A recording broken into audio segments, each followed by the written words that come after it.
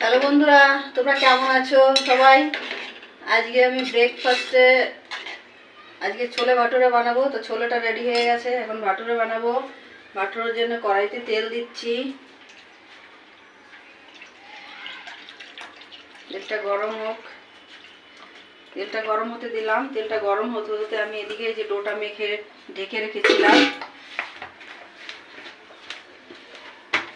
ডোটা থেকে আমি আলাদা করে সব লেচিগুলো করে নেব।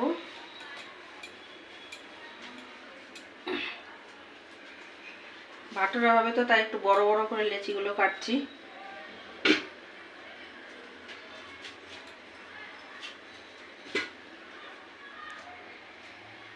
কে কে ছোলে ভাটুরা খেতে পছন্দ করো কমেন্টে জানাবে।